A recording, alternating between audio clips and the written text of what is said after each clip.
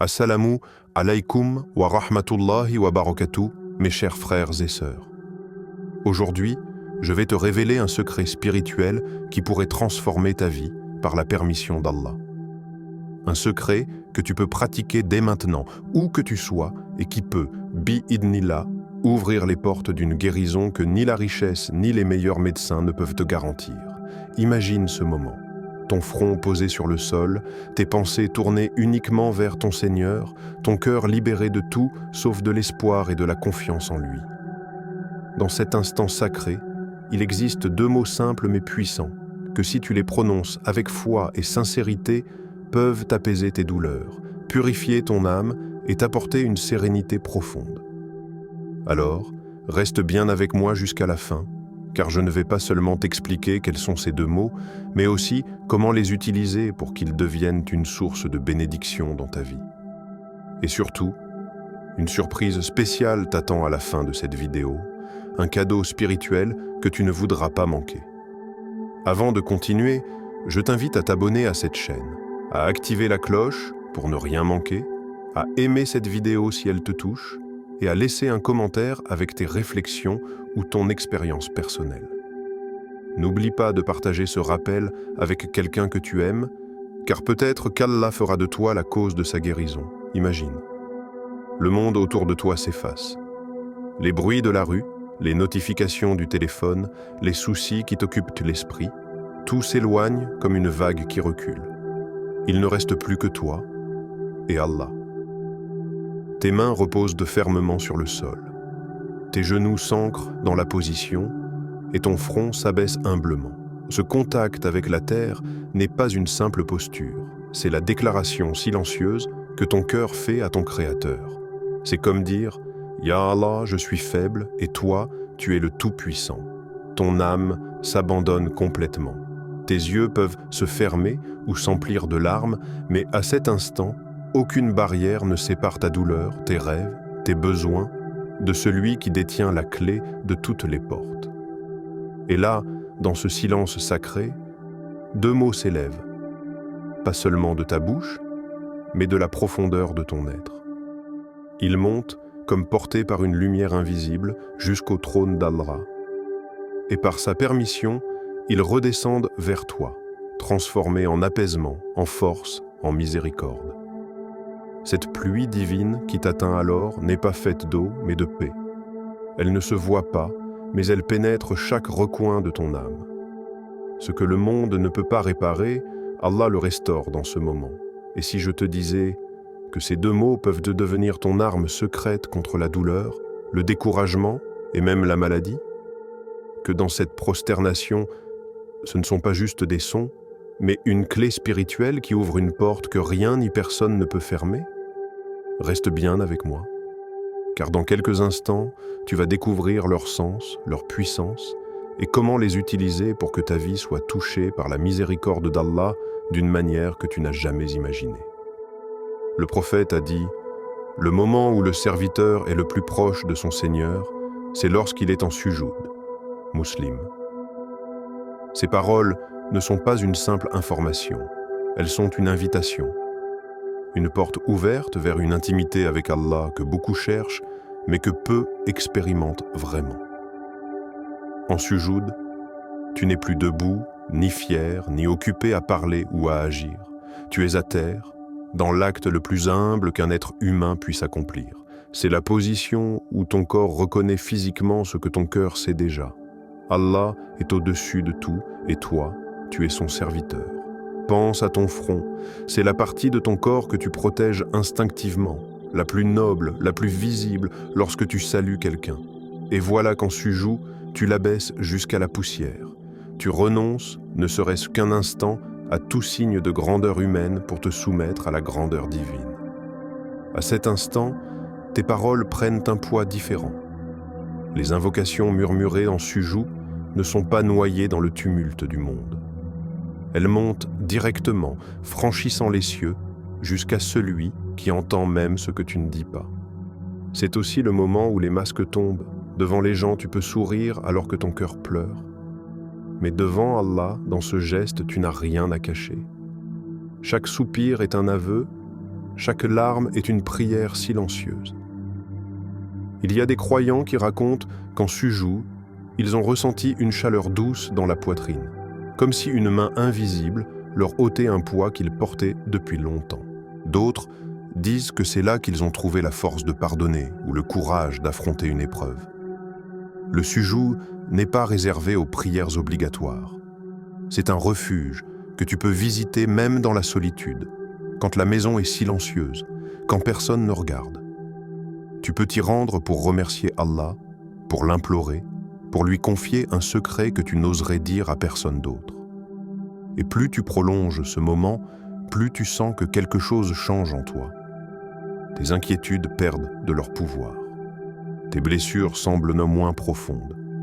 Et une certitude naît, même si le monde entier t'abandonne, Allah est là, à t'écouter, à te soutenir, à t'aimer d'un amour que rien ne peut égaler. C'est dans ce lieu invisible, ce face-à-face entre ton cœur et ton Seigneur, que les deux mots dont nous allons parler prennent toute leur puissance. Car ils ne sont pas faits pour être prononcés dans la précipitation, mais pour être déposés comme un trésor dans le moment où tu es le plus proche de lui. Ces deux mots, simples à prononcer, mais d'une profondeur que seule la foi peut mesurer, Rabbana, Shifa. Rabbana, notre Seigneur. Quand tes lèvres s'ouvrent pour prononcer ce mot, tu établis un lien direct, sans intermédiaire, entre ton cœur et Allah. Ce n'est pas seulement une appellation, c'est une reconnaissance. Tu admets que ta vie, ton souffle, ta santé, ta force, ton destin, tout est entre ses mains. Ce mot est comme un pont que tu poses entre toi, créature faible, et lui, le maître des mondes. Shifa, guérison. C'est l'appel du cœur brisé qui veut se relever. Ce n'est pas seulement demander que la douleur disparaisse, mais demander que tout ce qui est cassé en toi soit réparé.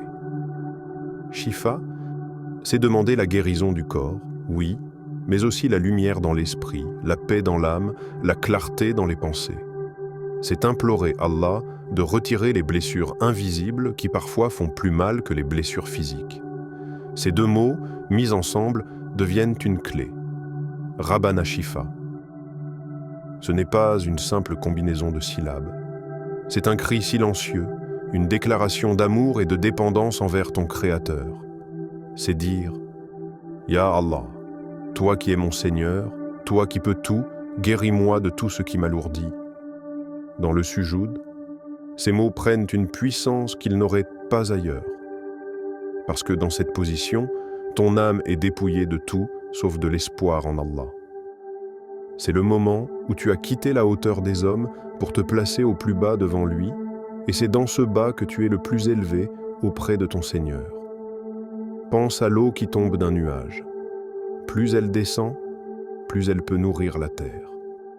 Tes mots, en sujoud, descendent jusqu'au sol avec ton front et montent ensuite vers le ciel, chargés de l'humilité qui attire la miséricorde. Rabbana, Shifa. Chaque fois que tu les dis, imagine que tu déposes un fardeau dans les mains d'Allah. Imagine que tu offres ta maladie, ta tristesse, ta fatigue, et que tu les confies à celui qui ne rejette jamais la demande sincère d'un serviteur. Ne prononce pas ces mots comme on récite quelque chose par habitude. Le secret n'est pas dans la rapidité, mais dans la profondeur. En sujoud, laisse un silence avant et après chaque mot, comme si tu écoutais ta propre âme les murmurer. Rabbana. Pause, ressens que tu t'adresses à ton Seigneur, Shifa. Pause, imagine la guérison descendre sur toi. Ferme les yeux si cela t'aide à te concentrer. Laisse ton cœur se remplir de la certitude que tu n'es pas en train de parler dans le vide. Tu es entendu, compris, aimé par celui qui a dit dans le Coran « Et quand je suis malade, c'est lui qui me guérit ». Coran 26, 80. Ces mots ne sont pas une formule magique, tu pourrais les dire 1000 fois sans changement, si ton cœur n'est pas impliqué. Mais si tu les dis une seule fois, avec une sincérité pure, ils peuvent transformer ta vie. Rappelle-toi du prophète Ayoub, alayhi salam, éprouvé par une maladie longue et douloureuse. Les gens l'avaient délaissé, mais il n'a jamais délaissé Allah. Il a invoqué avec patience, et Allah l'a guéri, lui rendant une santé et une vie meilleures qu'avant. Son histoire est la preuve que la guérison vient après la constance dans la foi, même quand tout semble perdu. Et toi, dans ton sujoud, tu peux marcher sur ses traces. Même si la guérison physique tarde, Allah peut déjà guérir ton cœur de l'impatience, de la peur, du désespoir. Et parfois, c'est ce premier miracle intérieur qui ouvre la voie à tous les autres. Lorsque tu dis « Rabbana Shifa », ne limite pas ta demande à une maladie précise. Ouvre ton cœur à la possibilité qu'Allah te guérisse aussi de ce que tu ignores. Dis-le pour tes blessures visibles, et pour celles que même toi tu n'arrives pas encore à nommer. Et c'est ce soir, oui, ce soir même. Pas demain, pas la semaine prochaine. Dans ta prochaine prière, que ce soit une prière obligatoire ou une prière surérogatoire que tu décides de faire juste par amour pour Allah, réserve un moment en sujoud pour ces deux mots, Rabbana, Shifa. Mets-toi dans cet état. Les pieds bien ancrés, les genoux pliés, tes mains posées fermement, ton front touchant le sol. Mais surtout, que ton cœur se place devant Allah comme s'il était nu, sans masque, sans protection, sans artifice. Et dans cette position, prononce les deux mots. Pas avec tes lèvres seulement, mais avec tout ce que tu es. Laisse tes douleurs, tes inquiétudes, tes souvenirs blessants, tes peurs de demain, tout passer dans ces deux mots. Ne sois pas pressé. Allonge chaque syllabe. Laisse un silence entre eux, comme une respiration profonde qui permet à ton cœur de recevoir ce que tu viens de demander. Rabbana. Ressens la puissance de t'adresser à celui qui a créé les cieux et la terre. Shifa. Visualise la guérison descendre sur toi comme une lumière douce qui t'enveloppe. Fais-le avec constance. Peut-être que la première fois, tu ne ressentiras rien de particulier. Peut-être même que tu te demanderas si c'est utile. Mais sache ceci, la guérison, qu'elle soit physique ou spirituelle, est souvent un processus, pas un instant magique. Chaque répétition est comme une goutte d'eau qui, à force de tomber, polit la pierre. Plus tu le feras, plus tu verras des changements subtils. Tu remarqueras peut-être que ton cœur devient plus calme, que tes pensées sont moins sombres, que ton sommeil est plus paisible. Tu remarqueras que, même si ton corps souffre encore, ton âme a commencé à se lever. Et cette force intérieure, cette paix qui s'installe doucement, c'est déjà une forme de guérison qu'aucun médecin, aucune pilule, aucun traitement humain ne peut garantir. C'est la guérison qui vient directement de la source de toute guérison, Ash-Shafi, celui qui guérit. Fais-le aussi pour les autres. Quand tu es en sujoud, demande à Allah la guérison de tes parents, de tes enfants, de tes amis. Dis Rabbana Shifa pour un frère ou une sœur malade. Car parfois, Allah t'accorde encore plus de bénédictions quand tu pries pour quelqu'un d'autre. Et c'est ce soir, et demain, et après-demain, que cela devienne un rituel secret entre toi et Allah. Un rendez-vous sacré où tu déposes ton cœur dans ses mains. Si ce rappel a touché ton cœur, ne le laisse pas s'éteindre. Écris en commentaire Rabbana Shifa. Pas seulement pour moi, mais pour que ta foi rejoigne celle de nos frères et sœurs qui nous regardent en ce moment. Quand des centaines, des milliers de croyants écrivent ces mots avec sincérité, c'est comme une vague d'invocations qui monte ensemble vers Allah. Partage cette vidéo. Peut-être que quelqu'un que tu aimes lutte contre une douleur silencieuse.